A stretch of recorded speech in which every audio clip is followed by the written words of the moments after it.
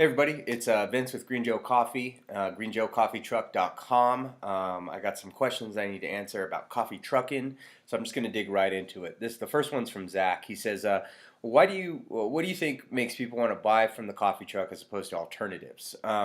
So it just kind of depends, Zach. If you were setting up on a Monday through Friday, you're just going to need to be in a convenient location. And to pull people into the parking lot, I would probably offer a significant discount in the beginning. Like my first month of business, I would do like, maybe my first week, all coffee for free, right? And just free coffee for the first week and just eat the product cost as a marketing cost. Get people out of their route and into your line, right? That's probably how I would do the first one. The first month, so to speak. If you're setting up an event, then all that is done in the homework. So what you need to do is you need to pick weekend events that are family oriented with hard early start times with no competition, and all that has to be done ahead of time. You have to talk with the event coordinator, ensure that you have exclusivity to coffee vending and that no one is distributing coffee whatsoever. No one's giving away free coffee. That's important too. That's going to hurt your sales. So no competition is going to, number one, that's going to be huge, right? So if you're at an early morning event and there's no other coffee there, then come on, people are going to buy some coffee from you. So you're going to start moving some cups. Family-oriented events versus one-person events, I'll let you dig into. I have another video called Marketing Plan. Look into that. That's going to answer that question. But those are going to be the big things. And so if you 88% of Americans drink coffee. It's number two behind petroleum as most imported product. It's a phenomenal market. You are anywhere you go, you are going to be surrounded by coffee drinkers, right? It's not like other products where you have to be concerned about whether or not you're reaching your target demographic. If you can throw a rock in the air and you'll hit three of your target demographics, right? So you're good there. It's just kind of orienting your event so that you have the highest likelihood of reaching your people. That's going to be the most important part. Second question you asked, were you able to validate that? Zach, I'm not quite sure what you mean by that question, so I'm going to have to skip that one. How did you get your first customers? And more importantly, how will you get your first customers is really what you need to think about. And so what I would say is, as you're building this thing up, as you start getting into do-it-yourself project, or if you're going to finance it, or if you're going to have someone else build it, start posting immediately about what you're going through so that people become part of your journey. And that's extremely important because your first month, 2 months, you're going to be your community that really kind of holds it together. So how you're going to get your first customers is going to be getting out there and doing your marketing right out of the gate, starting up those social media accounts like immediately before you even have a trailer. Just get them started, man. Just start working on, this is my dream, this is what I'm pursuing, and people are going to get in there and support you. And that's how you're going to get your first customers. What was your experience with customer retention? On a Monday through Friday setup is about 50% is what I got. I did some text messaging campaigns, did some email marketing campaigns, and those did okay. But I felt like just having a quality cup of coffee at a decent price in a convenient location is going to be the best as far as customer retention. What other value could I add to my truck that will attract customers? Is having good coffee enough? Yeah, I made plenty of money off of just coffee alone. I think having great coffee is important.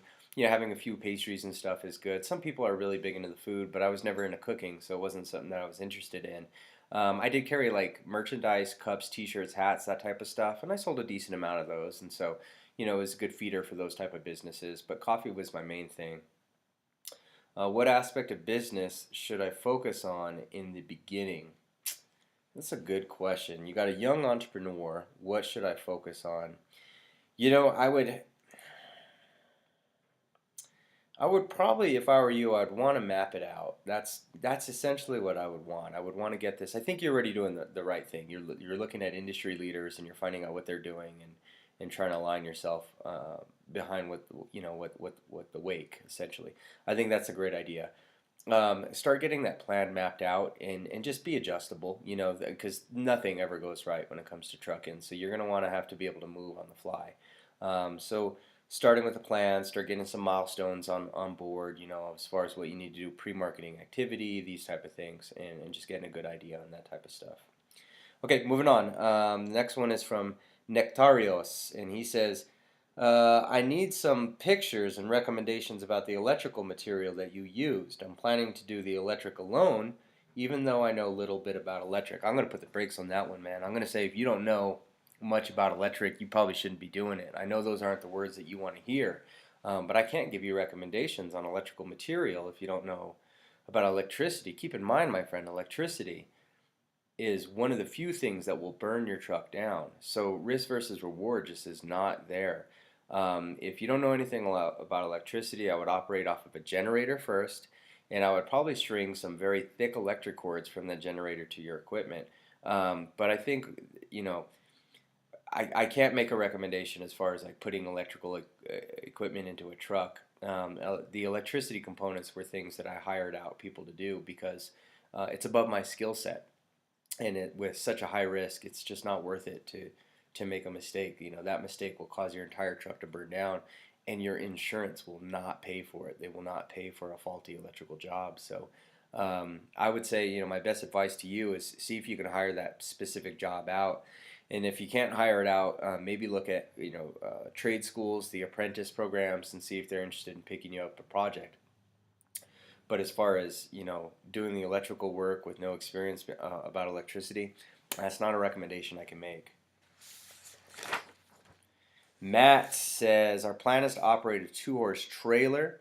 The model is to serve as many people in short time as possible, so we need a machine that can keep up. The major problem, 220-volt wattage machine keeps the pace. It's difficult to power with a generator that's quiet enough. I agree. Propane espresso machines seem to have slower recovery times, much slower. We have an idea to feed hot water into the propane machine, hopefully reducing recovery times. This hot water feed would come from an on-demand water heater, also powered by propane.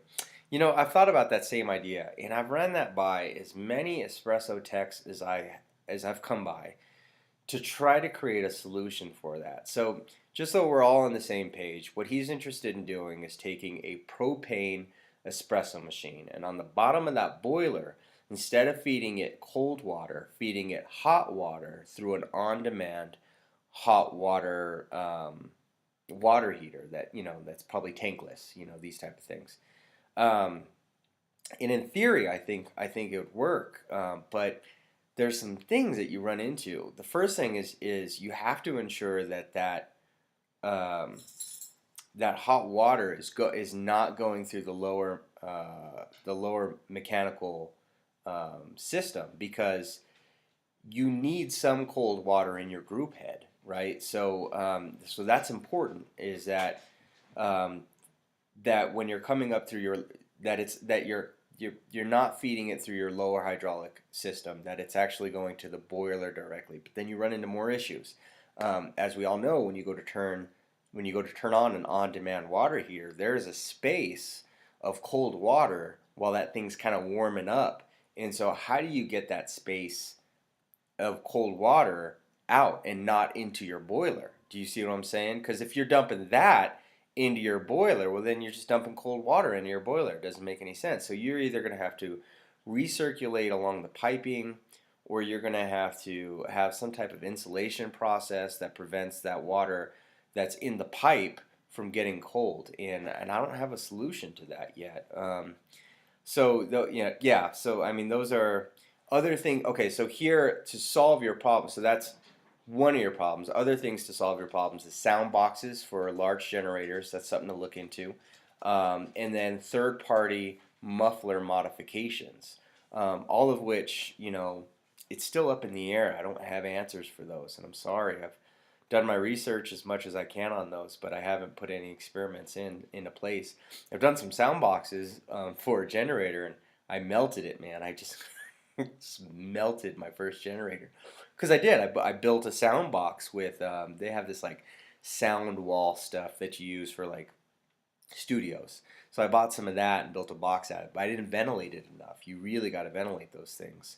Otherwise, the heat's just too much. And then the other idea is just taking the generator to a third party and seeing if they can mount a muffler on it, if that'll quiet the generator. So those are all different ideas for you to pursue, Matt. And you know, if you figure out a solution for it, I'd love to hear about it. Okay. Francisco says, read your ebook. Have some questions about my generator. Can manage the electric, the 120 volt equipment, and the 220 espresso machine. I mean, how my generator can administer power for all the equipment. Sincerely. Ooh. Well, I don't know, man. I don't know what equipment you have. I don't know what generator you have. So I can't add those numbers together. You're just going to have to look at all your equipment and you look at the spec sheet and you add up all the wattage. And if your generator can cover that wattage, you're good to go. You usually want to get a little bit more generator than that so that it's not stressing the generator. That'll help your generator live a little bit longer. But without numbers, I can't calculate anything. Nor would I. That's your job. You got to run those numbers, man. You got to run those numbers. I don't like doing them either. But yeah. So what you do is you flip over the equipment, and on the back of the equipment there'll be a wattage, like a little box or something, and you can read it there. Sometimes it's a sticker, sometimes it's a piece of metal, and they'll tell you the wattage on your piece of equipment. If you haven't bought the equipment yet, then you go to the owner's manual, and they'll have a spec sheet, and that'll tell you how much power it draws. And you add up all those things, and usually what I would say is give yourself some margin because it's never 100%. So give yourself a little bit of leeway when you're buying your generator. You want to buy more generator than you need. All right, so next question. I'm trying to sell my coffee locally. However, every farmer's market here in Virginia that I've contacted will not allow me to sell unless I have a business license or if I filed for an LLC. All right, so then you got some complicated things that you went into when it comes to that. Basically, you're saying, I'm not sure if it's worth the cost or the headache of starting the business, if only to move in a matter of months. Well, I mean, it just depends. I mean, if you're talking about like just a regular, sole proprietorship, you could probably, in my town, I can walk in my office, and I can do that in 2 hours, and it might cost me $50. So, I mean, if those farmers markets, if you're making, when I did farmers markets, I would make 500-600 bucks a day. So that's, whatever, we'll just say 2 grand a month. So, 2 grand a month, spend $50 to get 2 grand a month. Yeah, that's an easy equation for me. I would say it's worth the headache. I would get the sole proprietorship. Just to be sure, I want to make sure we're on the same page. It sounds like the question is, you got some red tape to move through.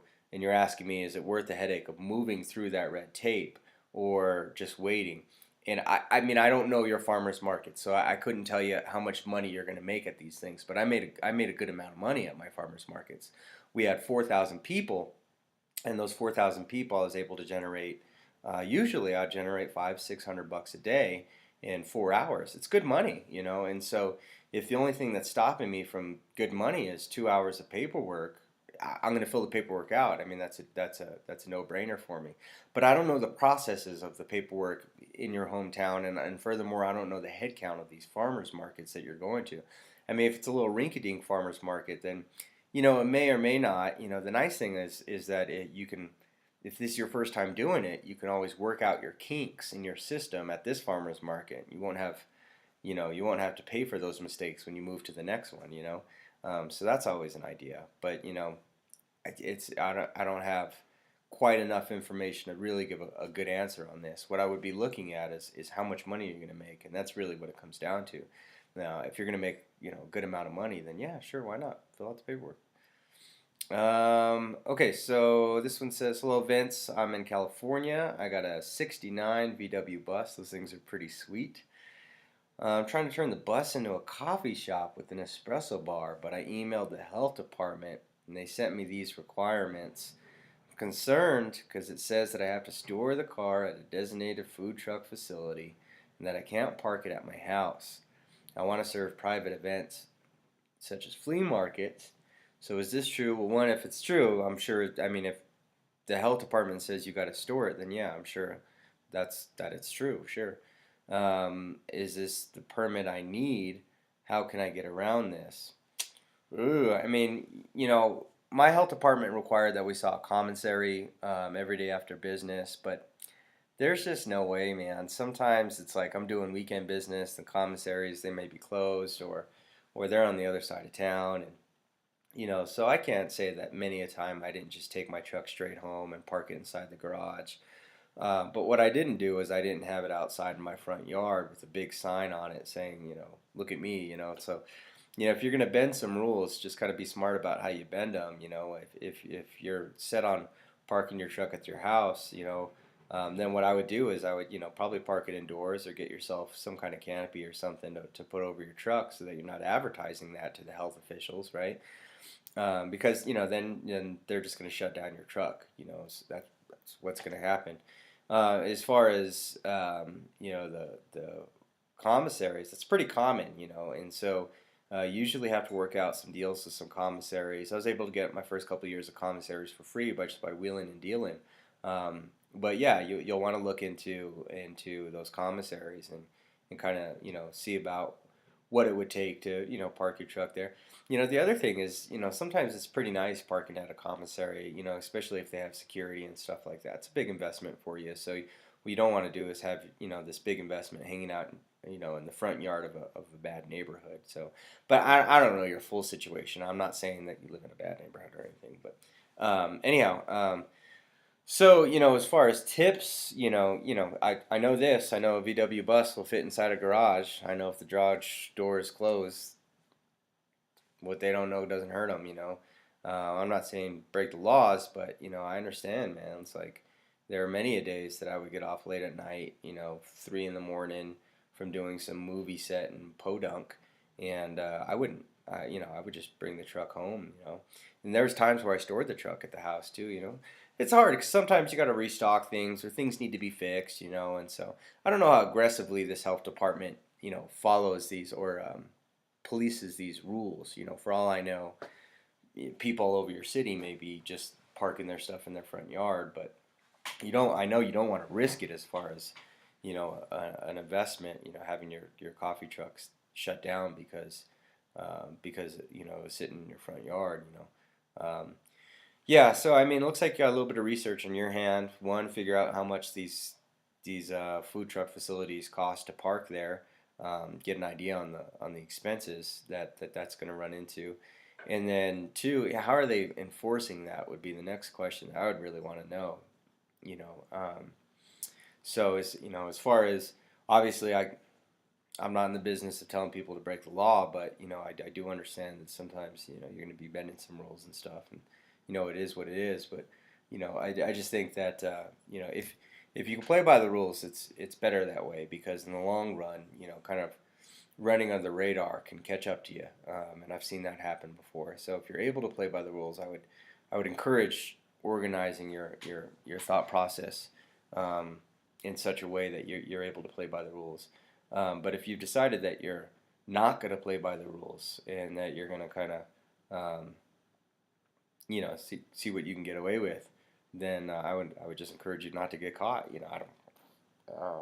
So I know a lot of coffee truckers that have parked their stuff at their house, and I can't say that I've heard of anyone getting shut down, but it's hard for me to make that risk analysis for you. So, all